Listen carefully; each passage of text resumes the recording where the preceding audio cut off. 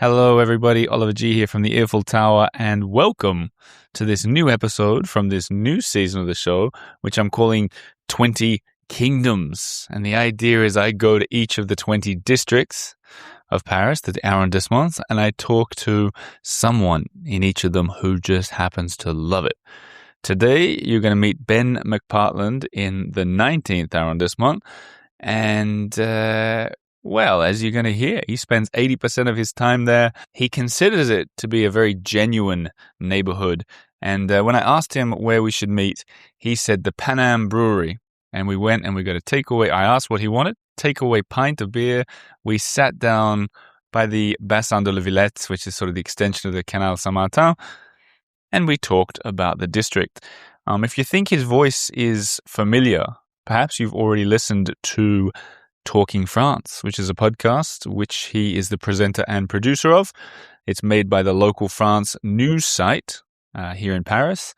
And in fact, I think I say it in the episode, he is one of the first people that I met in this country, one of the first people that I knew. So me and Ben go way back. But yeah, let's go to the 19th Kingdom. Let's explore it a little and let's see what Ben has to say. Here we go.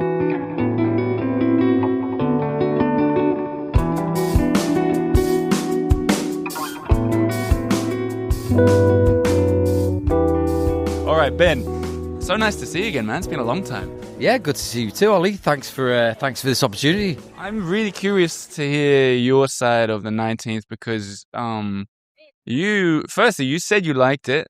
I don't know. We'll dig into that a little bit, but also you've been working and living pretty much here for 15 years? Yeah, since about 2012, we can say. Look, I live in Paris, but I think I spent most of my time in the 19th arrondissement. For me, it's one of the most unique arrondissements in Paris. It's got good and bad. You know, if you want me to tell you about it, warts and all, let's go. I think we can. I think we start with we can start with the positive before we get to the warts. But I think it's really interesting to hear. I mean, you say you spend most of your time. Let's for the listeners, what percentage of your week is in the 19th Kingdom? Yeah, look, so I work in the 19th. My office is kind of about 100 meters from where we're talking now on the Bassin de la Villette. I reckon I spend about 80% of my time in the 19th because, social life is here. Sporting life is here. You look around us, Ollie, there's water, there's the canal towpath. You can run and you can cycle. It's a paradise for people who like to get outdoors. You say the canal towpath? Where? Yeah, sorry, that's the kind of path that runs alongside a canal. It's called a towpath? In English it is, yeah. In English, British English? Yeah, path by the side of the canal. Yeah. Is that all right? Oh, I like it. It's kind of like a gateway out of Paris, You can go right out of Paris for kilometers, right into the countryside. On a weekend, you'll see the cyclists, zooming out on a Sunday morning to get right out of Paris. But they all pass through the 19th because they'll follow this canal, which is what we're sitting beside now. It's funny that you said you like this place. It's like a gateway to get out of Paris. What does that say? I think that just says that, look, this is why it's unique, right? It's got the water, okay? Paris, the centre of Paris has got the Seine, yeah? And it's spectacular because of what's alongside the Seine, the buildings. But you can't, okay, they've introduced swimming on the Seine, which is absolutely brilliant, recommend it. But you don't get to get that close to the water as you can here. You can get in the water here. The Bassin de la Villette here, it kind of links the Canal Saint-Martin, famously kind of hipster part of the canal, which links the Seine, and the Canal de l'Ourcq, which is just up there, which goes right out of Paris. Here in the Bassin, I've swum in this canal here. They have a swimming pool here every summer. You can jump in, or they have swimming events. I rent a kayak on the canal here every Saturday, free. Hang on. What do you mean? You do it from up here? Just behind you there's a little place where you can get kayaks and rowing boats out. And if you're a resident of Paris, you can sign up for free. You should do it, mate. You get to get right out on the water. It's a really peaceful way of doing a bit of sport. Do you do it with the kids, or is this like your escape from everybody? No, kids aren't allowed. It's only over 18s. You actually do that every weekend? Yeah, I'd say in the summer. I don't get out when it's very cold. It's not really, you don't really want to get on the water when sometimes it freezes over. You don't want to do that. It's funny because you're painting a kind of picture. I think a lot of people, especially a lot of listeners to this show, as tourists or Paris experts even, might avoid the 19th, not really knowing what's going on up here. You're painting a picture that kind of makes it sound attractive to people. Does it surprise you that this isn't more popular with tourists? Yeah, look, if you ask tourists, the favourite places in Paris, I don't think many of them, first-time visitors anyway, second-time visitors probably included, won't come to the 19th, right? If you come here fourth, fifth time, you should definitely come to the 19th. It's probably got the best park in Paris, Le Bouchemont. You know, it's an undulating park. You get a fantastic view of the Sacré-Cœur. It's got a lake as well. It's just absolutely peaceful, beautiful. There's so many paths to walk around. It's got some nice little bars in there. You can sit outside in the summer. Honestly, it's the best park in Paris. You've got the canal here, which we've talked about. You've got another huge park called La Villette, where there's a big science museum, you know, which Parisian kids will go to, you know, with their families. It's rammed on a weekend with Parisian kids. Whether tourists would take their kids there, they'll probably go favour other places in the centre of Paris. It could just be literally a geographical thing that is too far. If you're staying in a hotel in the Marais or the Latin Quarter, let's say, or anywhere near the Eiffel Tower, it's a bit of a hike to get to the Parc de la Villette, you know? I'm always surprised by how many friends of mine will come over and I'll say to them, where are you staying? And they'll be like, I'm staying the Champs-Élysées. We're staying by the Louvre. We're staying, you know, by Notre Dame, whatever. I'm like, guys, you know, we're not far from Gare du Nord here. Gare du Nord is the kind of gateway into Paris. You know, it's just in the 10th arrondissement, just next to the 19th. Everyone comes in there. Just come up to the 19th a bit. There's hotels here and it's very, very open. And it is a real Parisian arrondissement. It's got everything. It's a real cultural mix, really multicultural, and it's really family orientated, you know, especially with all the open spaces I've talked about. So if you want to break from all the kind of queuing and the tourist sites, you know, and the sweating and the, you know, the pigeons or whatever, come up to the 19th and just have a stroll around. And honestly, it's probably the arrondissement that has changed the most. I'm going out on a limb here, right? But I think if you talk to Parisians, my wife would say, there's no way her parents would have let her come to the 19th when she was growing up. It was a real no-go zone, if you can call it that. You know, it had a really bad reputation, you know, for kind of crime, drug-related problems, those kind of, you know, problems that you get in deprived areas. You look around now, Ollie, there's 3 bars within about 10 metres of us, all with huge terraces. They're absolutely rammed. It's a gorgeous, you know, spring, summer day. You know, it's changed incredibly in the last 15, 20 years. And even since I've been here, you'll see new bars pop up. Some survive, some close, some go from strength to strength, but it's just a place where new bars will open up, you know. I wonder if, I agree with what you said, and I wonder if in the 10th, I heard the same thing about the 10th and could totally believe it. That your wife's parents said that about the 19th. I heard similar things about the 10th, that people were like, don't go near the canal on the 10th, which today seems absolutely crazy. Yeah. Here too, today, I mean, today's lovely. I wonder if this is becoming the new 10th here in the 19th. Yeah, it's funny. The 10th, like, you know, you follow this canal down, Canal Saint-Martin, and you get to a real hipster area.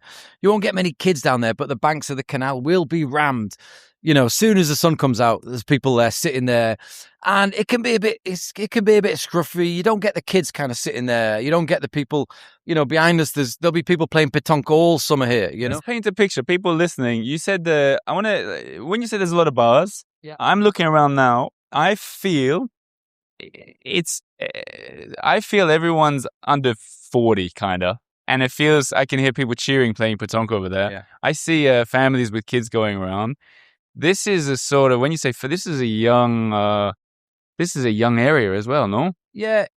Yeah, and it's also very like young families, you know, you'll get parents here who'll move to the 19th because they can get more space for their money in terms of an apartment size, you know, and they'll want to be next to Bouchemont or La Villette Park. So you'll get young families here. So these are, you know, young Parisians with families. They still want to go out, you know, and kind of keep their social life going. So, you know, yeah, you look around and it's incredibly young, you know, especially on a summer's day. People will come here from all over different parts of Paris, you know. It's very French here, isn't it? It's very Parisian. Yes, exactly. You don't get that many tourists. Is that refreshing?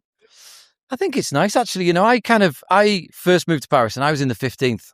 And honestly, I wanted to get out of Paris. I wanted to go back to London. For me, it was very staid. It was very, you know, reserved. It was family orientated, but it was quite bourgeois. And then I realized there was a whole other Paris when you get to the 10th and the 19th and the 11th. Of course, you know, it's a whole Rive Droite, the right bank, you know. But this part of Paris, honestly, I love coming back to it. You know, my wife said to me today, are we strange that we love coming back to Paris after a weekend, you know, a week in the countryside? Honestly, to come back to this part of Paris in the summer especially, it's a good feeling, you know, it feels home. It's funny because you mentioned that you swam in this water. Your foot just touched the water. Your foot is dangling over the edge, your shoe, I should say. Behind you, there are these boats, which I thought these boats had stopped running, these renter boats. What's the deal there? Do you know? They're electric boats. I mean, they run. I thought they were done. No, they close in the winter, obviously. It's too cold, but they open up from about April to September. And you can go right up the canal on them. You can go past where we are now. It's another way of just being able to enjoy the water. The water changes the atmosphere. It's the same down in the centre. But here, like I said before, you can get really close to it. You can get on it and make the most of the actual water. It feels like, and I don't just want to be talking to tourists here, but it feels like people, if you want to impress your friends when you come into Paris and show something, authentic's a weird word, but something very real and Parisian, like don't do the picnic on the Seine banks. Come right here, right now. I said people are under 40. I think I remember that you're over 40. I hope I didn't. I'm almost over 50. Yeah. Oh, really? Yeah, it's fine. Can we move on? But I had 2 more points on something you want to say. You talked about swimming. I think the last time I saw you, do you remember the last time I saw you? Yeah, we were swimming in the Seine together, weren't we? Yeah. Well, together, there's a big difference. Yeah. You were, I was swimming in the little 70-meter. Yeah, with your armbands on. Yeah. I wonder what this says about the two of us. And then I heard, Ole! Ole! And I looked up. And you were about to swim the 200-kilometer around the Eiffel Tower. What was that? It was 1 kilometer race. So the story of that is that all those races, it's a race. It's a fun event. They're always held in the Bassin here, where I've just dipped my foot. But they're trying to, now they've cleaned the Seine up. They're trying to move them down to the Seine. Every now and again, the Seine will be too dirty. Like there'll be a storm the night before. And I was like, right, everyone back up to the Bassin de la Villette. Here's cleaner. The water's cleaner. So you can, if I empty your pint into the canal and fill it up with water, you can drink it if you want. Given my pint is still more than half full, I'll pass right now. The whole time we've been talking, it almost feels like someone's paid you to be positive about this district. Do you think that is because you're doing the positive bit first because I asked you, or is that genuinely how you feel about this district? Look, I said at the beginning, you'll see good and bad of Paris in the 19th arrondissement. I could talk you through some of the bad if you like, but we said we'd start with the good. Yeah. It's got incredibly good, but like I said, we're sitting here by the Bassin. It's been gentrified, okay? Because it's close to the water. Even you go further out, the other side of the périphérique, which is the ring road around Paris, yeah? The other side of the 19th is Pontin, which is also being gentrified because it's close to the water. You move a few hundred meters, even less, away from this water, and you get into some deprived areas that haven't changed, that probably will never gentrify. They haven't changed since I've been here. The areas that have changed since I've been here, they're kind of generally close to the water. It's an investor's dream, and then the apartments near the water go up in price, and the apartments near the Bouchemont Park that I talked about, you got to be earning good money to get one of those apartments. It's a really top quality real estate in Paris. But if you go to, more over the Avenue de Flandre, 200 to 300 meters away, it's deprived. You'll see things you don't really want to see on a weekend in Paris if you're a tourist. Hang on, how's that as a father of two? Is that weird to see? Your kids have grown up in Paris. Yeah. I don't know, we don't have to talk about your kids, but they're old enough to know that it's weird to see someone, I don't know, doing drugs in the street or whatever. Yeah. Is that a difficult thing as a dad? Yeah, it is actually. I walk my daughter takes the metro. I'll walk her to the metro in the morning because we step outside our door in the 10th. We walk to the metro in the 19th. You don't really know what you're going to see in the morning. It's mainly drug-related problems. I don't find it dangerous. However, I'm walking her to the metro. She's 11-year-old. I walk her to the metro. She takes the metro by herself? With a friend, yeah, but pretty much by herself. When do you start taking metro by yourself in the city? What age? Yeah, I'm finding out. I thought it would be about 18, but no, apparently it's 11. But, you don't know what you're going to expect when you walk around parts of the 19th, and you'll see people who are suffering from drug abuse, from drug problems. There's been times where this place has been like tented cities, migrants who've come in here, they've just built up huge tented camps all around, like part of the 19th and the 10th. The police will clear them away. They'll come back. There's just, they've got nowhere to stay. There's no accommodation for them. And I've never found it dangerous. Really, I've never found it dangerous. But you'll see things that you're not comfortable with seeing. You'll find people half naked lying on the street who probably come into Paris from God knows where, taken some drugs and just got out of it. And they're just gone on the street, and it's kind of like, okay, you say to your kids, just, walk around that, will you? Or you'll walk with them around it. And, it's amazing how much they get used to it really quickly, But it's true that when you bring friends and family, let's say from England for me, like they'll see things and they'll be like, okay, we don't see that anywhere else, But you do see it in the 19th and you do see it in the 10th. I go to the 11th arrondissement. I don't see it in the 11th arrondissement. Well, I mean, having said all that, you can walk around the Ile Saint Louis and see tents and people living pretty rough on the island itself. Right. Not that I mean, you can't compare the Ile Saint Louis with almost anywhere in the whole world, but you know what I mean? Like it's, anyhow, so it's interesting. So around the water, around the Bouchemont, these kind of underappreciated by the rest of the world, loved by Parisians, and then a few hundred meters off in every other direction. What does that say about the district as a whole? Yeah, look, it's a really contrasting district. You know, you've got your really poor areas.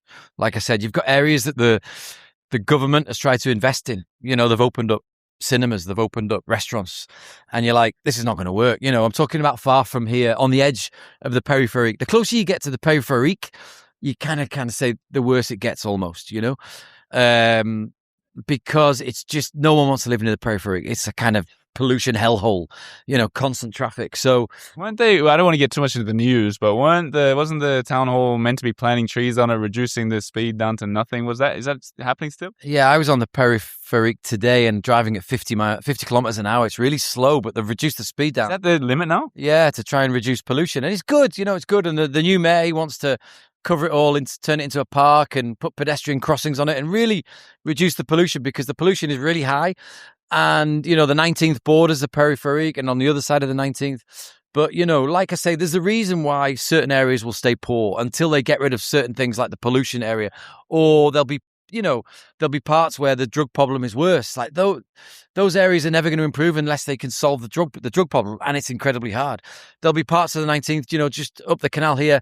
There will every now and again, tented cities will spring up, you know, and there's nothing.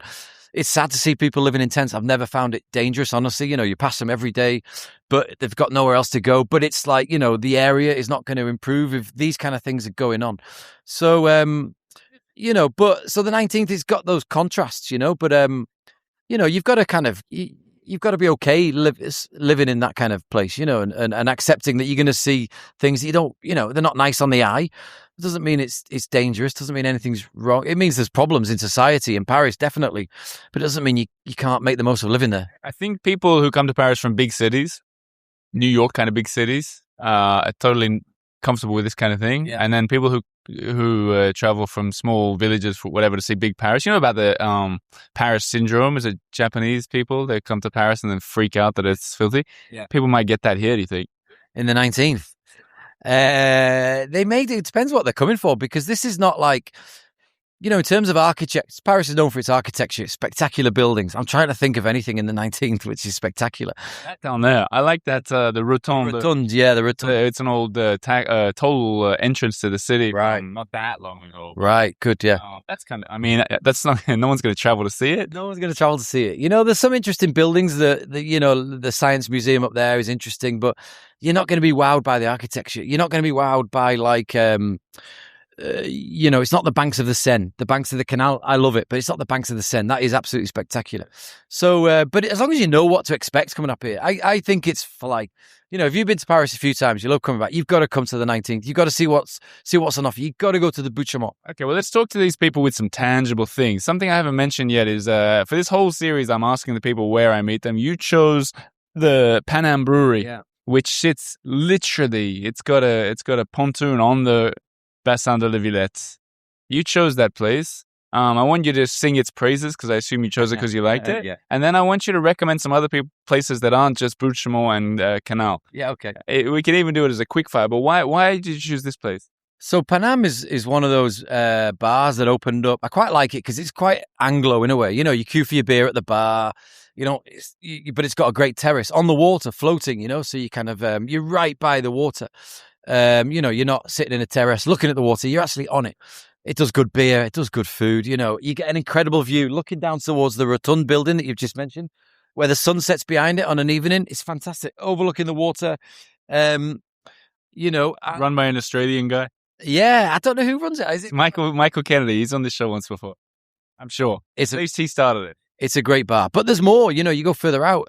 Just past it, there's Atalante, another great bar. Great, this is perfect. Sell it to me because I never go beyond here. Yeah, not many people go beyond it. So you're talking about heading further east? Up the Canal de l'Ourcq, northeast, so out of Paris, yeah? Like I said, like where people go running. You come here on a Sunday morning, there's no one drinking beer in the cafes like there are now. Everyone's just running. Everyone's running like they're getting out of Paris. They're all running, or they're cycling out of Paris. Like it's like I said at the beginning, gateway.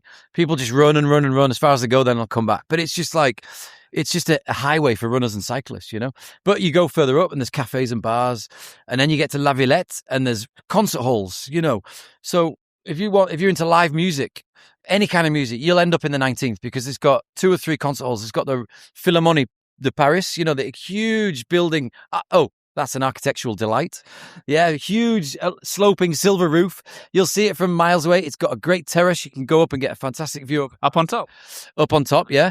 And that's, I think that's about 10 years old, maybe. And then there's the Zenit, so if you're into your big rock bands, they'll play at the Zenit, And then there's other venues. The Zenith is up here? Yeah, it's just about 400 meters behind you, mate. Just further up the canal. Turn around. What about you? You mentioned London before. You're not from London though. You're from further north, right? I've lived in London, but I'm from further north. Yeah. Where else? So Durham City originally, near Newcastle. Does that mean you're a foodie at heart? No, I am definitely not a foodie. So if I would ask you to recommend a restaurant, it's wrong guy to ask. Yeah, look, restaurants. I mean, the good thing about the 19th is you get all the kinds of restaurants. You'll get your bistros. Forget it. Korean restaurants. Let's go back to bars. Okay. Yeah. I know that's where you're more comfortable. Stronger point. Yeah, go on. What do you recommend? Well, there's Atalante just after here. Atalante, yeah, l'Atalante. Again, loads of different beers, IPAs, whatever. You ordered an IPA at Panam. You can get loads of different type of beers up there. It's 200 meters further out, down towards the canal. Down towards the other end of the 19th, you got 2 cinemas, MK2. I take the kids there all the time. They were built as kind of part of the, trying to change the area. So, right, let's put a couple of cinemas there, either side of the canal. They used to have a little boat that took you from one side of the Bassin to the other. I think that's gone now. But, I remember that. That is crazy because you could walk it in 45 seconds anyway. Yeah, I'm not surprised it's gone. There was always like, you take it for fun, but you're like, I can walk this quicker. You'd end up sitting on it 10 minutes waiting. But, I take the kids to the cinema on a Friday night. The late showing is the English version. We'll come out at 11 o'clock and it's heaving, absolutely heaving, this place, And it's, it's dead. It's safe, to walk home. But the atmosphere especially, we're talking April to October, when the sun's out, this is the best place to be. All right. And now on a personal note, Ben, we've known each other I was just thinking, you mentioned your daughter's 11. I knew you before your daughter was born. I realized you might be the first person I knew in Paris. Is that right? Yeah, I think so. I remember kind of meeting you off the plane. Do you remember what you said? You had a big, huge coat on. You'd come from Sweden, hadn't you? I said, Ollie, get that coat off, mate. You can't be wearing that coat in Paris. That's what you said. You said, you know what you said? You said, this is old Europe. Yeah, exactly, yeah. And I got rid of the coat, I think. I don't think I had a choice. But it's fun to sit and talk to you about the 19th. I said that we weren't going to talk to tourists, but is there, if you could sum it up in one sentence, now we're talking to tourists, people who've listened to our whole chat here, and they're thinking, by God, I'm going to try the 19th. Give them a sentence of how they should best enjoy it. Look, if you want to, the best part of being in Paris for me is people watching, right? It's fantastic for people watching. You can people watch in the centre of Paris, but you're watching tourists mainly, or you're watching people, people who come regularly, Airbnbs, whatever. If you want to sit and have a beer or a coffee and watch real Parisians, young and old, come to the 19th, sit by the water and get a feel for one aspect of Parisian life. It's not the only arrondissement that's genuinely Parisian. What I love about Paris is, people live in Paris, maybe not the center so much, the 1, 2, 3, 4 arrondissements, although people do, but you go out to the outer arrondissements, the 19th is one of them. People live here, families live here, old people live here, young people, students live here. You got everyone. If you want to feel what that's like, then come here. You're not going to beat the spectacular sights that you'll get. What's that big spiky tower in the middle? No one knows the name. Yeah, the Iron Man or something, the Eiffel Tower. We haven't got an Eiffel Tower in the 19th. We haven't got the Louvre. You can see it from that bridge behind you. You can actually, yeah. You can see the big light whizzing round on an even from up here. But if you want a taste of Paris life, then here's perfect, and you can feel fresh air. The sky opens out a bit. Central Paris, the buildings are high, 6th, 7th, 8th floor. It's hard to see the sky sometimes. Here, it really opens out. The parks are here, and you get a bit of fresh air. You get a taste of Paris life, and it's really relaxing. I find it very relaxing. And if you time it right, you can jump in the water too. You can jump in the water. Honestly, if anyone wants to come to Paris, I will take them in the water. If anyone wants to come to Paris, Ben McPartland will take you in the water. I'll put his email address and phone number in the show notes. Ben, thanks for being on the show again. No worries. It's a pleasure. You know what I'll add? You were on one of the first 10 episodes of this show. Do you remember that? I do. What were we Do you remember what it was? No. It was the franglais wordplay challenge. Yeah, I do remember that. Yeah. You know what I was thinking to do? Because this podcast's been around for 10 years now. Wow. This is the 10th year. And I was thinking to get the first 10 episodes, whoever the 10 guests were, redo them. Same idea. But with an introduction about what are you up to now kind of thing. Right, okay. So you want me to do more franglais? No. There's no choice. This is a celebration. Mate, I speak fluent French now. I don't speak any franglais anymore. So if I can convince you. Thank you, Ben. No worries. Thanks for having me.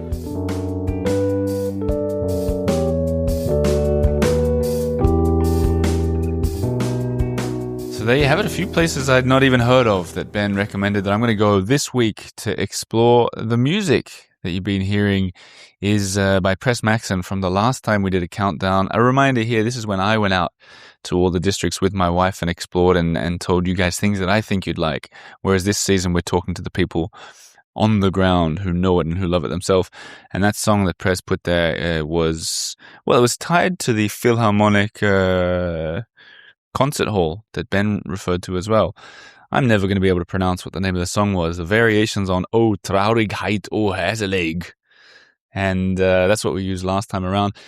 A reminder again, Ben's podcast is Talking France. You should check it out. They break down the news in this country in English, just as they do on the local France. Give them a listen and a read. And later on this week, on Friday, I'm going to re-release an updated, polished version of the countdown season when I went to the 19th, which, as I said last time, I don't think it should languish in podcast back pages. It's a good episode, and it explores a lot more of this canal area. So there's an interview with a guy that runs a floating library, basically, a bookshop on a peniche. So, you'll be able to hear that on Friday. Thanks to everyone for listening. If you enjoy this show and you want to get more out of it, why not become a member on Patreon or Substack? Or why not join one of our walking tours? theeiffeltower.com/tours. Check them out. Merci beaucoup and au revoir.